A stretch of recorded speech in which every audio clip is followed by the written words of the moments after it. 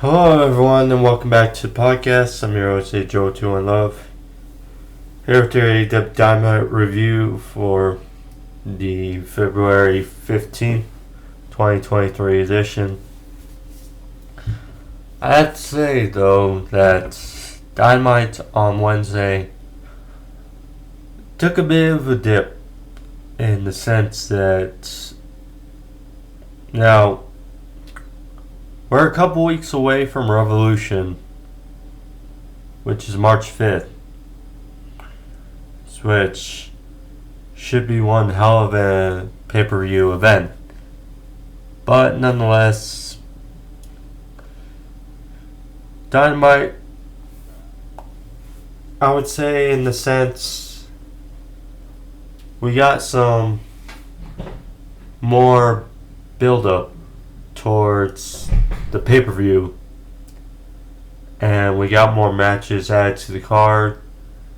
We'll talk about those in a bit, but as far as the matches and all, how it flowed,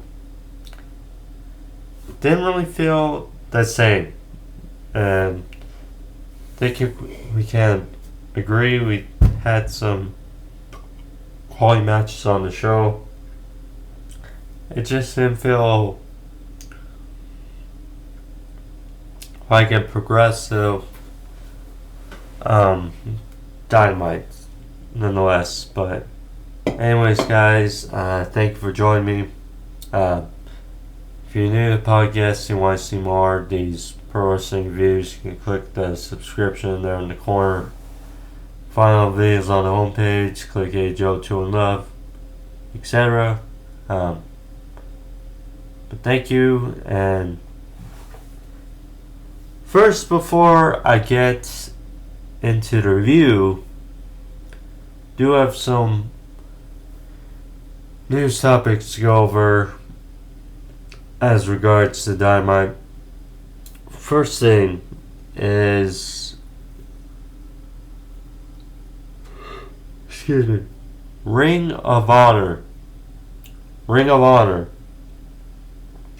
is now going to be streaming television shows again,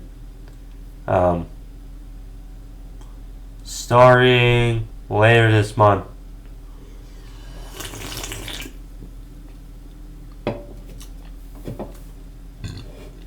They will start filming February 25th and February 26th for Ring of Honor TV, which will stream on Honor Club temporarily, I'll assume.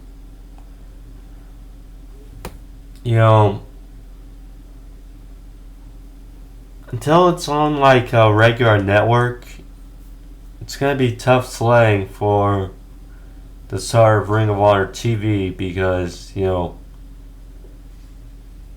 probably just look up highlights or whichever, but to pay $9.99 a month just for Ring of Honor TV, that's a tough ask. That's a tough ask, but see how it goes. At least for now, at least Ring of Honor TV has a temporary home where they can start actually doing Ring of Honor TV and hopefully move it away from Dynamite and for AEW. That's a bonus. Another thing gotta go over is Mark Briscoe. Mark Briscoe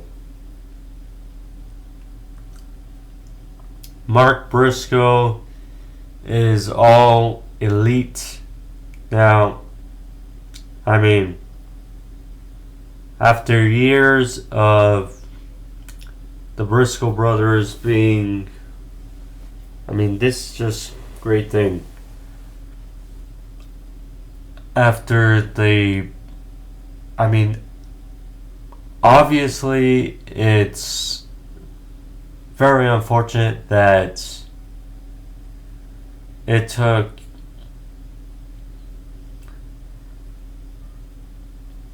Jay Briscoe to pass before we got a Briscoe brother on TV, or Briscoe really paid attention to by Warner Brothers. I mean, it's just unfortunate. Obviously, we wish the Briscoe brothers were both on TV, but nonetheless, it's great for Mark to be signed for AEW, and for him to help provide for not only his family but Jay's family as well. And obviously what happened is a great thing to see, and good on Tony Khan.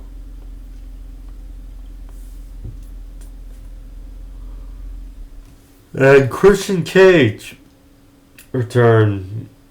Was fun to see Christian Cage back in his return beatdown of Jungle Boy Jack Perry after his decent match Brian Cage. I mean, Christian Cage was a sorely missed guy on TV, so great to see him back and him tie up his feud with Jungle Boy or Jack Perry, and so Perry's eyeing singles gold for this year, and to get that Christian Cage feud out of the way, it's definitely a good move going forward. Maybe they have a Revolution, who knows, or on Dynamite, but we'll see. Shoot, my phone's kind of okay. There we go. Now let's go over to the review now, shall we?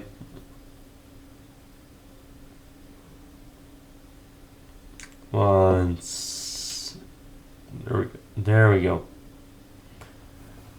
So, kind of figured with the news that happened last night, or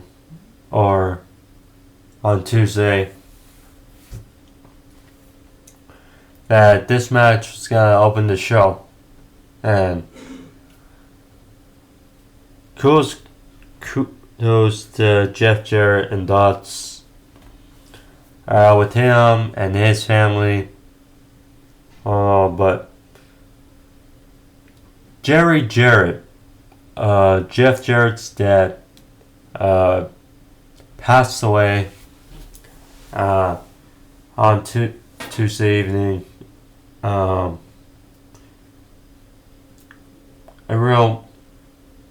We talk about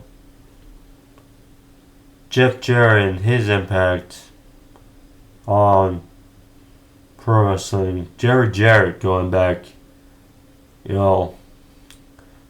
former Memphis pro wrestler and former promoter in his own right, and his impact he had on the business as well. On and on. But rest in peace, Jerry Jarrett, and that's out with the family. But this match here with the acclaimed Orange Cassidy and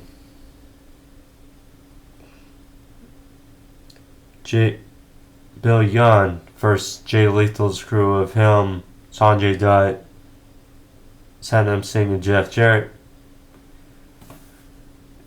I mean, it was a decent match, but again, kudos to Jarrett for being out there wrestling right after news of his father passing. The only thing he obviously didn't like was he came out as a heel. In his character. But nonetheless, I mean, decent little match here.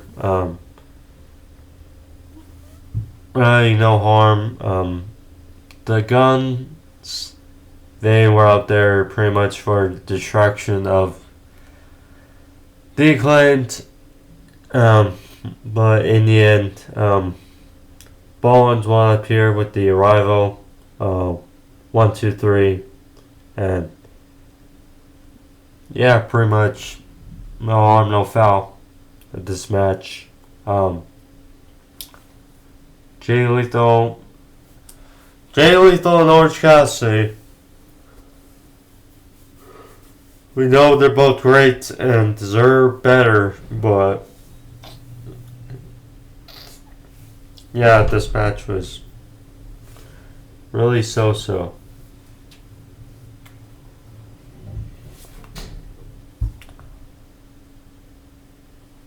So you got Bryan Danielson speaking after his brutal war last week with Roosh and being attacked by MJF afterwards. Good little soundbite ahead of the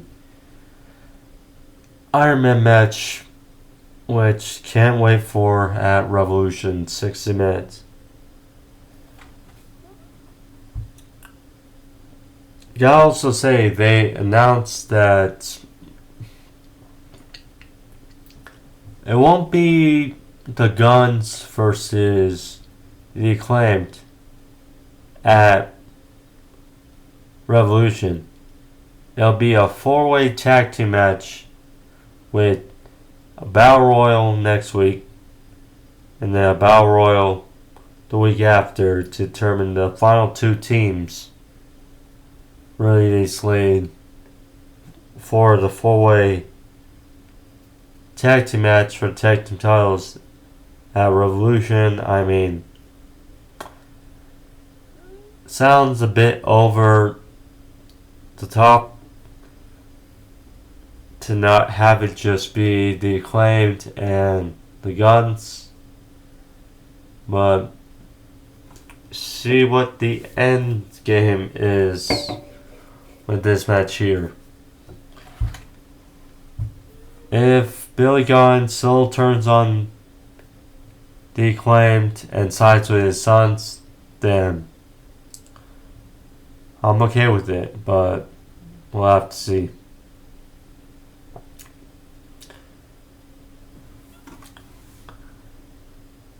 This was a very solid match that I thought might or could have been the main event, but was not. Roosh and Preston Vance versus John Mox, no more Pelagroso, or whatever the heck his name was. But first, John Moxley and Claudio Castagnoli, Texas Tornado tag team match. Very fun. Let's say Preston Vance,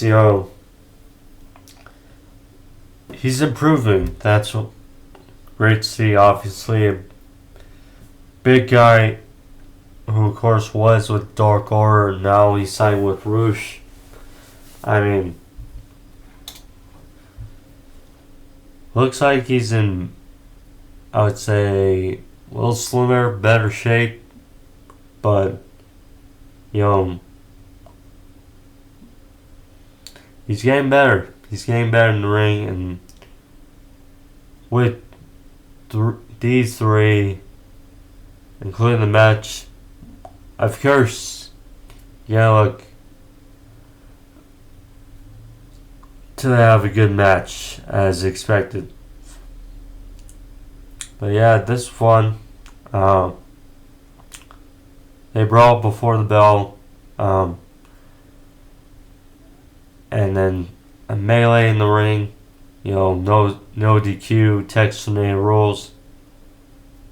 Moxley Suicide outside. Vance actually did a sneaky spot. He hit Moxley with a spear. Moxley was on the apron.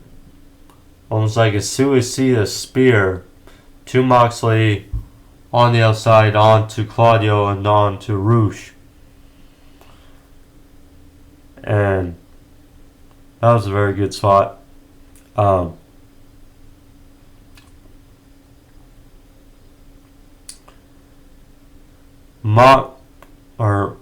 Vance and Roosh, they piled on Claudio, who was pretty much buried under the table on the outside, targeted shoulder. But in the end, of course, Mox busts open, Vance was busted open. Back and forth. Indian Moxley wrapped a chain around Vance's neck, and then they locked on a cross arm breaker. Vance was out, and Mox and Claudio get a violent win here in this Texas Tornado rules.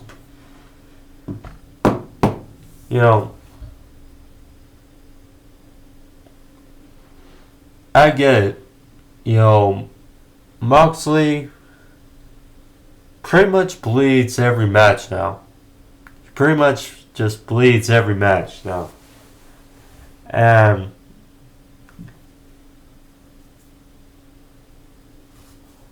I wouldn't be shocked if it's just his own freedom, When he was in WWE, he was not really given the freedom to do what he was able to. He was held under Seth Rollins and Roman Reigns in the Shield. Just was basically being held under a microscope of what he wanted to do. And then now he's in AEW, and his shirt said "Blood is beautiful." So he's probably just doing this to make fans upset. For specifically the marks that are complaining about blood. But nonetheless, a very good match. Claudio as the Ring of Honor champion with the news that Ring of Honor is going to go back to TV in a couple weeks.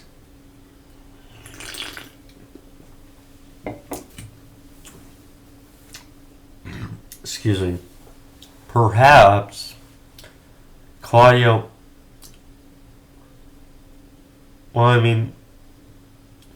Goes hand in hand because Claudio hasn't really been on TV as of late. Go figure, he's the Ring of Honor World Champion. So I imagine that with Ring of Honor going back to TV onto Honor Club, he's probably going to take a longer break from AEW TV as he pretty much starts the brand as the Ring of Honor World Champion, and then hopefully as he's gained some ground, helping Ring of Honor as its world champion.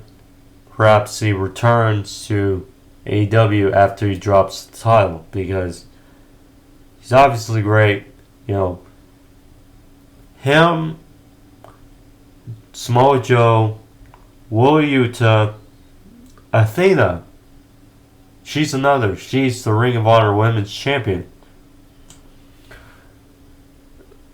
They're all valuable assets to AEW, in which they're going to be the starters, the catalyst to help bring Ring of Honor back to clarity, back to relevance, now that they're starting TV again. So,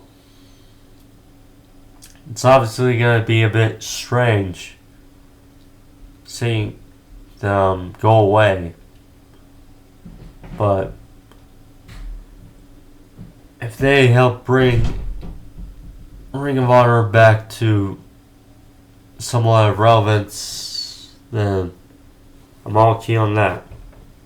And perhaps we see Claudio for Rouge, or certainly an idea for Supercard of Honor in April, but I'm all for it.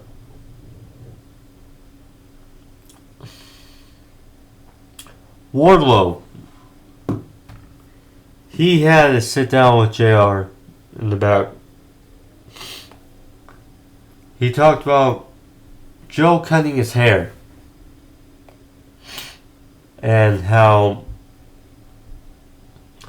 told a story about his father, saying how his father was diagnosed,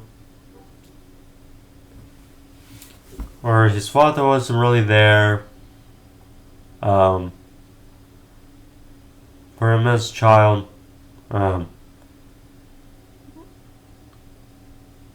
And they tried to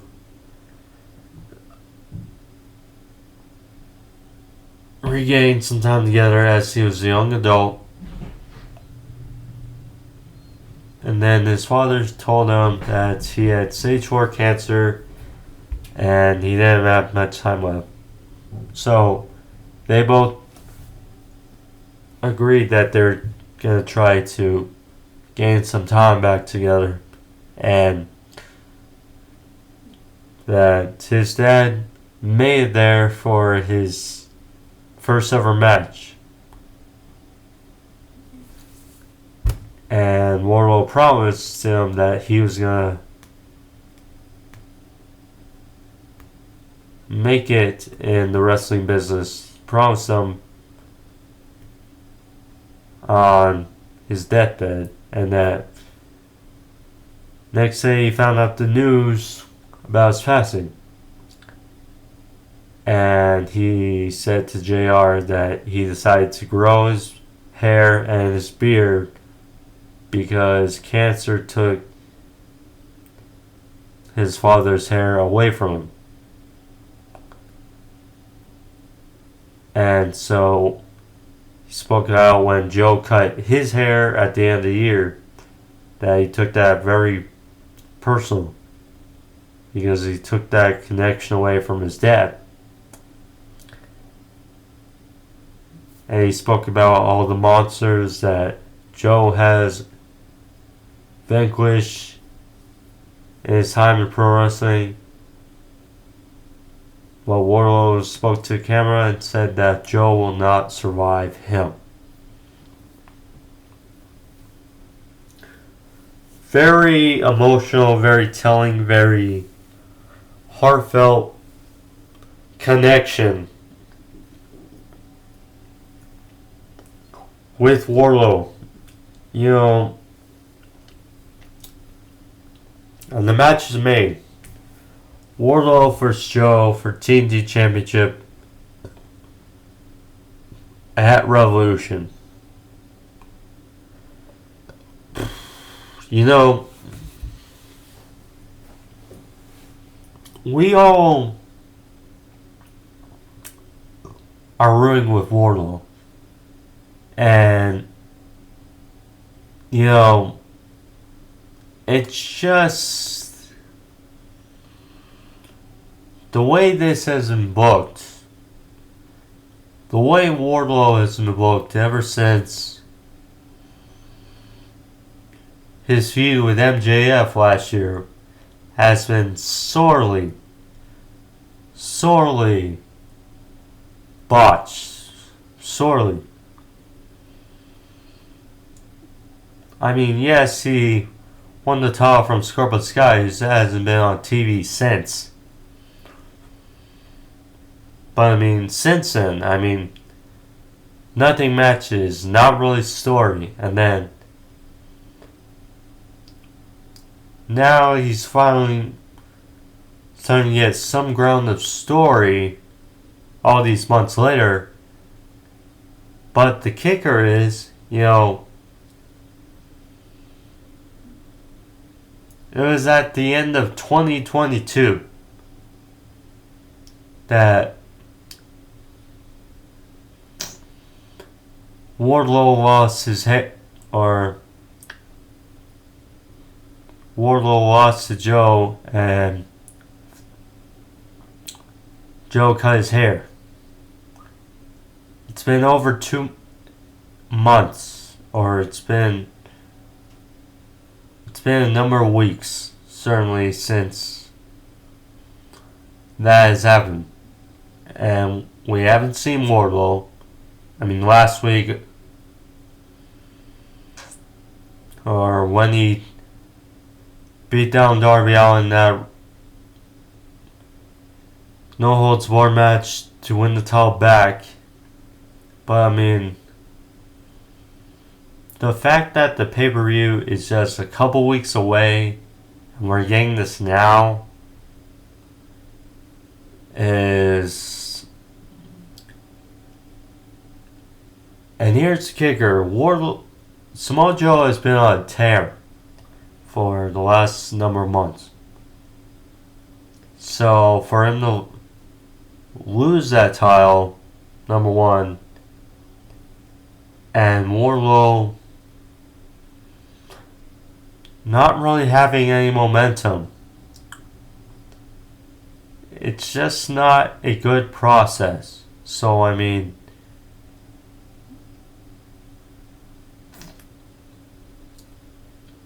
I don't know. At this point, I want Samoa Joe to retain the title simply because I don't have faith in how is Wardlow going to be more over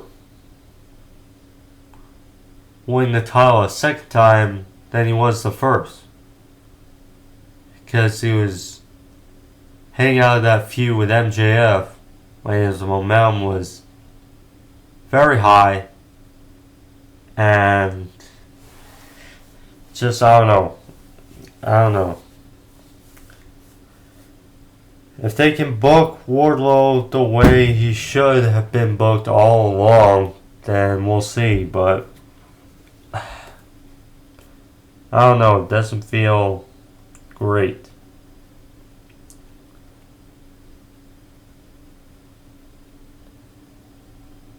So we got Josh Woods versus Mark Briscoe next.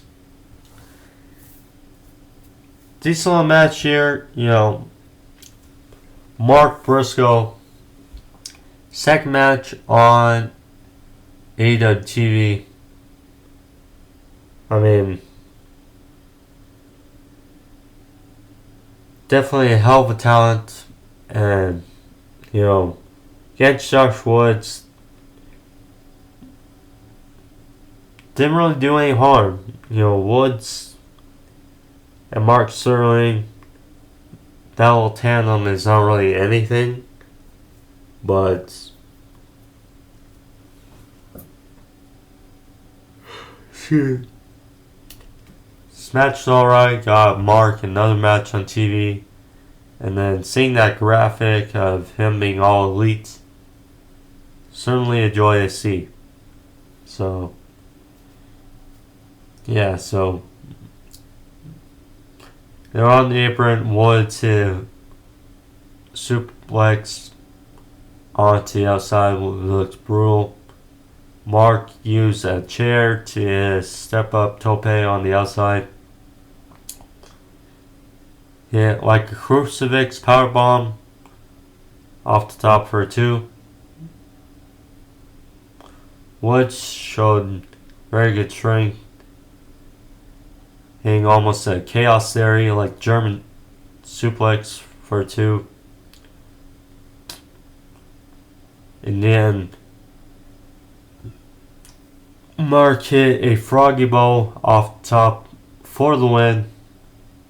And Mark is 2-0 now in AEW. So, good stuff here. Adam Cole. He had a sit down with Renee Paquette. He said that he's going to be back on the road with AEW again, but says it sucks that he's not cleared yet to wrestle. But he said that he'll take the little victories about his eye not twitching anymore. Says about how he doesn't have to pull over in the car anymore, saying how he has to puke or etc. So Renee asks, what's next for Adam Cole, and who can we expect to see you in the ring with for your first match? Cole's basically said that he has a few names in mind, but he'll let the AEW fans decide or to fantasize about. Yeah, so look, it's probably a good thing because, look, obviously MJF, Bryan Danielson, that's going to be a 1-hour Ironman match. And we know how sometimes with the pay-per-views they just load them up and load them up and load them up to get everyone on the show. Or as much people on the show. So maybe Cole isn't 100%, but he's probably pretty close. He's probably like 70%, 85%, in that range. And it's probably a good thing that Cole, well, if he's not on the show, it's probably a good thing for Revolution, because you don't want to see him get lost in the shuffle. Because, I mean, World title match, TNT title match, there's an outside, which I'll touch upon. Hangman versus John Moxley, Texas Death Match. We're probably going to get a Trio Styles match, probably something with the women. So, again, you don't want Adam Cole to feel like getting lost in the shuffle. So, give him time. If he's close to 100%, good. And start his feud, first official feud after Revolution. Then we'll see from there.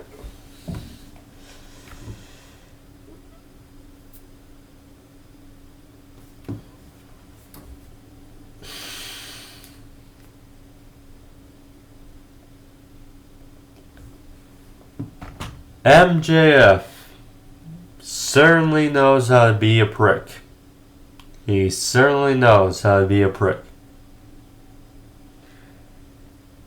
So, he was out there before he got into the ring.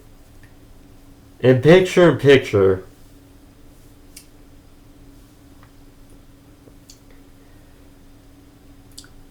He threw his gum at one girl.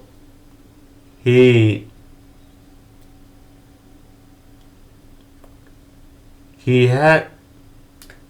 There was a girl with a guy. She kissed him on the cheek. He gave the guy the middle finger. He looked like he was going to take a selfie with this one schmuck. And then he threw the guy's phone. I mean, he threw a guy's beer in their face. I mean, MJF certainly knows how to be a prick. No problem with that. And that's just hilarious.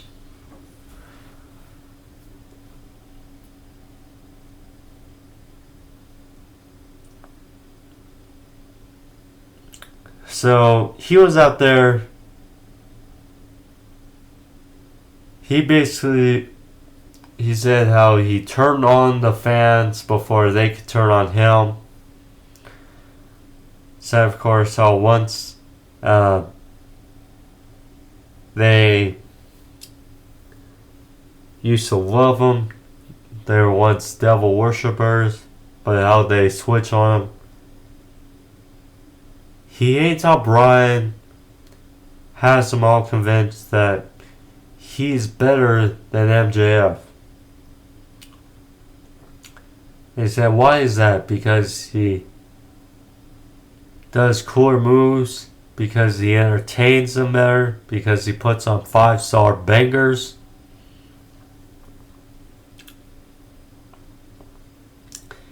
Basically said Brian will use every trick in the book to beat him at Revolution.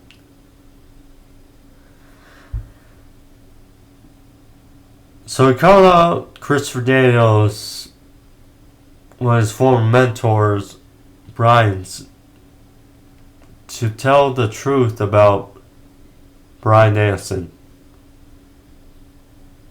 So Christopher Daniels came out there, pretty much called MJF's bluff, and took out an envelope saying MJF paid him a big amount of money to degrade Bryan Danielson on AEW TV. And he said one time he would have gladly took the money and rambled about Bryan for hours. But he said he's not that guy anymore. He said he saw Bryan win the AEW Junior Tournament, which was a catalyst for Ring of Honor, which helped for a nation that starved for wrestling like that. And he touted how there was no Ring of Honor, probably wouldn't have been an AEW, and there certainly wouldn't have been MJF. Touted to MJF that Bryan Danielson is who MJF wishes he was. Says that at Revolution he's gonna outwork him and expose MJF. MJF was having none of this. Slapped the mic out of Daniel's hand. They argued. Daniels slapped MJF in the face. MJF held a low blow on Daniels, locked in the salt to the earth. And Bryan Danielson came out there to chase off MJF, prevent any further damage, and I'm already pumped for this Iron Man match, MJF and Bryan Danielson, because we know how good both are, but MJF we don't see wrestle a whole lot, and for him to be wrestling 60 minutes against arguably the best wrestler on the planet.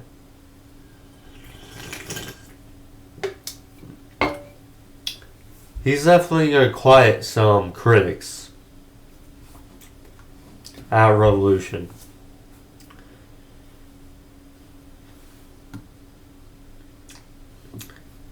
The Guns, new AEW Tag Team Champions, had a little video package backstage. Basically telling they hear their critics saying on the ass boys that are boring, this and that. By a Revolution, they're going to shut them up and said, "Welcome to the Gun Show." So, full match at Revolution. Curious how that's going to turn out, but we'll see. Jack Perry vs Brian Cage. Decent little match here. Rematch from Winter is Coming. And was a solid match to say the least. Brian Cage certainly has had a good string of matches as of late. And I'd be surprised if he doesn't get another contract soon. But we'll see. So, Perry was taken to Brian to start his suicida. Went for a tope over top, but Brian caught him. Dropped him on the apron.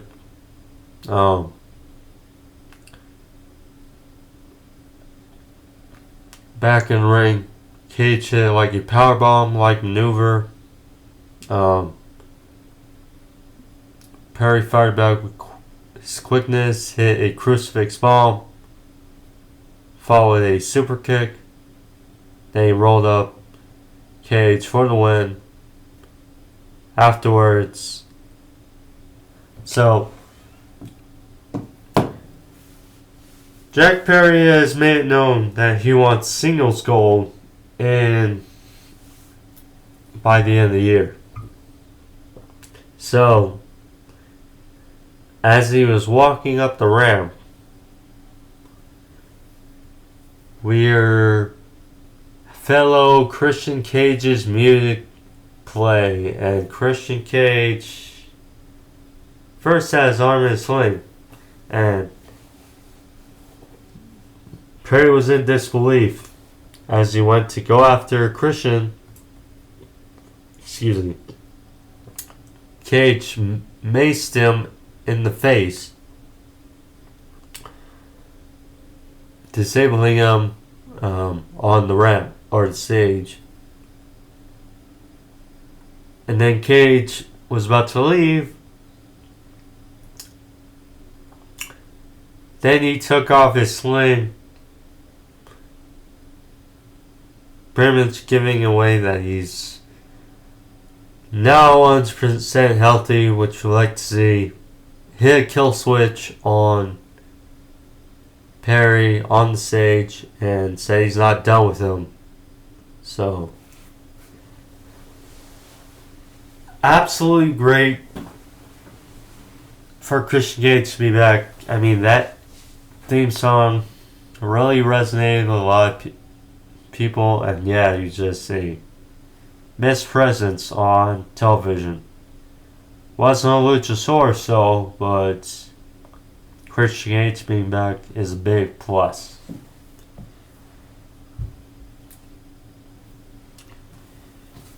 Top Flight and AR Fox. They're backstage, so actually first, yeah. So first we had the Acclaimed backstage as Lexi there said this was confusing. So Lex and telling about the 4-way tag team title match at Revolution, or originally a 3-way, but Acclaimed said they're invoking their rematch clause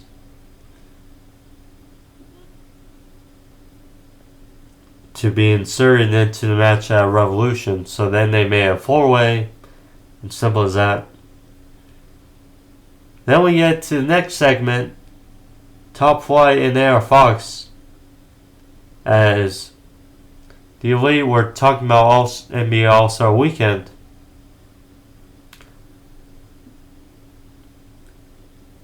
They said to AR Fox, Top Flight, you need to go back to in the back of the line.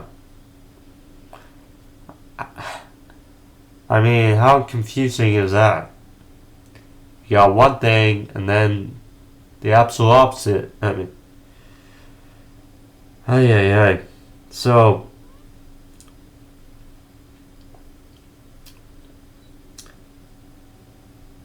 they basically tell it that they will have a rematch on Rampage, which should be good. We got a little teaser. I didn't notice it at first, but a little image of House of Black. And so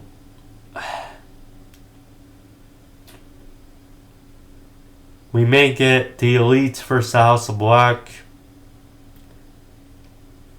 at Revolution.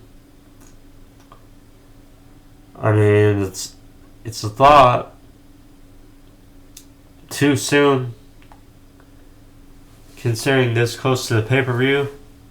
I'd say so, but the way they book these pay-per-views, it's kind of upsets you a little with the long-term storytelling.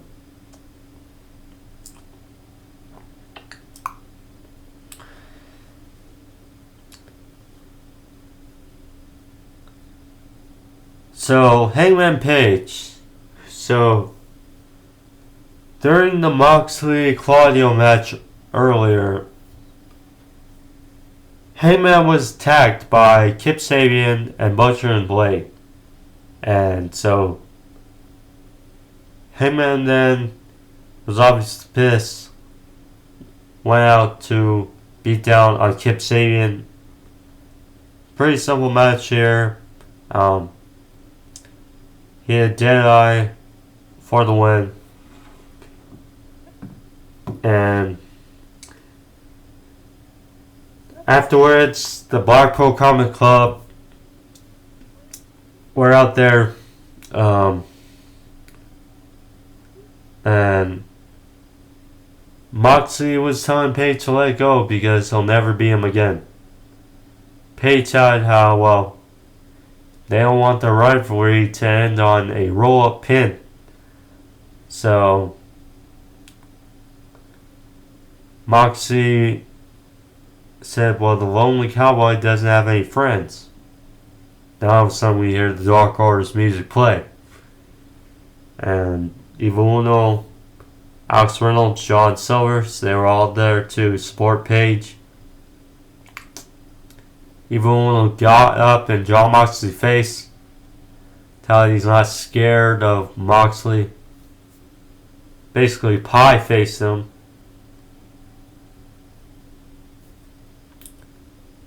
And Moxley was obviously pissed, but he looked past. And he told Hangman at Revolution, Texas Death. So, official, the fourth match, and I assume the final, Hangman Page versus Jon Moxley, Texas Death match at Revolution. I mean, look,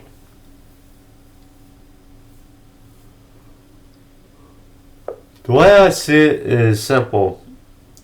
Either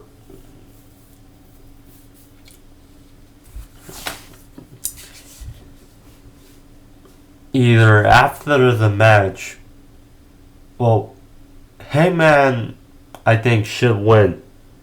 That's first. And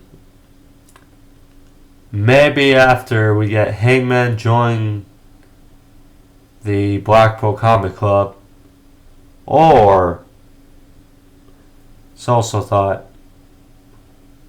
or then Hangman goes off and perhaps he's the next challenger after Bryan Danielson to challenge MJF. Because, I mean, you beat the former champion not once but twice, and in a Texas death match, I mean, that's certainly caliber for Hangman and Page. So that's the, I mean, gotta have some good challengers lined up for MJF because we know he's gonna hold on to top for a long time. Whether it's Hangman, Eddie Kingston, etc. But yeah, I'm for it. I'm for it. At Revolution. JS were backstage and was hilarious. Hilarious. So Matt Menard, Angel Parker, they should be in the tag team division. I don't get why they're not. I mean, honestly. They should be in the tag team division. They should be doing more. I mean, they are just hilarious. They're great. And I talked about Ricky Starks. Oh yeah. Jake Hager said, I absolutely like this hat. I mean, he saw it. Chris Jericho was about to laugh. But, yeah. Just good, just good. Yeah. Ricky Starks, Chris Jericho, it seems to be another match at Revolution, so certainly count that.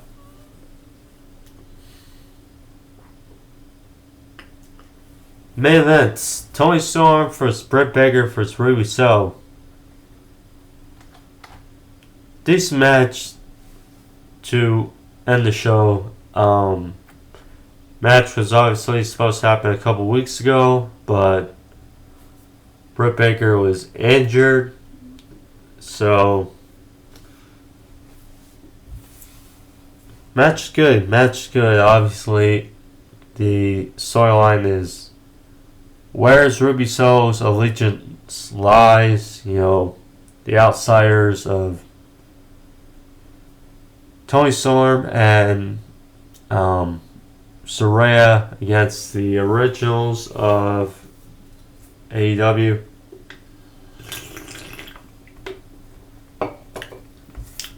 Some people are thinking maybe since the women are in the main event, maybe a return or something. I don't know. But match is okay. In the end, at the end, Tony hit the hip attack on Britt Baker, and well, let's click on some, I don't know, tab, I don't know. So, anyways, so Saraya got involved, triple threat match.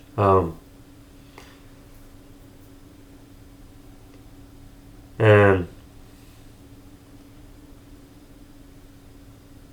Toni Storm was going for a win, but in the end, Ruby rolled up Britt and got the win. So Ruby Soho gets another victory. I mean, a couple weeks ago over Toni Storm, now over Britt. I mean, she got momentum, but where does her allegiance lies? Does it seem like there's going to be a title match at Revolution? But it's certainly something to look out for. But we'll see on that. But that was the end of Dynamite. So again, decent episode. Nothing much, a lot to go into, but we'll see. Couple weeks till Revolution, so see how more matches shape up. But anyways, guys, that's a review. If you like this video, be sure to click that like, leave a thumbs up in the corner. How about the video help the channel, etc. But yeah, hope you guys enjoy it. I'll see you guys all next week. I am the AEW 21 Love. I'm out. Peace.